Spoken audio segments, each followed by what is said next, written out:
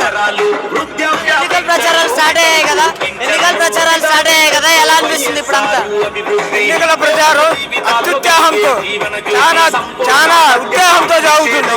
గురిజాలలో ఎన్నికల ప్రచారం చూస్తున్నారు కదా మీరే, జనాలు ఏ విధంగా ఉన్నారు. చాలా అధిక మెజారిటీ కాసుమహేష్ రెడ్డి గారికి. అంటే మరి ఇప్పుడు ప్రజల్లో స్పందన సరిగ్గా లేదు వైసీపీ పార్టీకి అంటున్నారు కదా, అది వాళ్ళు అనుకోవట్లేదు, ప్రజలు ఎవరు అనుకోవట్లేదు. అది వాళ్ళ ఉద్దేశం, ప్రజల ఉద్దేశం కాదు అది.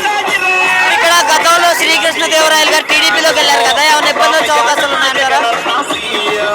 నర్సాపేట పార్లమెంటు స్థానం అయిన తర్వాత ఇప్పుడు దాకా ఒక బీసీకి పార్లమెంటు స్థానంలో సీట్ ఇచ్చిన మగోడు ఒక వైఎస్ జగన్మోహన్ రెడ్డి మాత్రమే.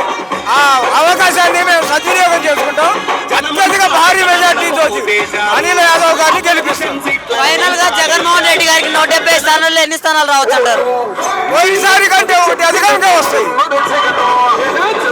175 కాకపోయినా 151 పోయినసారి గెలిచాం. దానికంటే అధికంగానే వస్తాయి.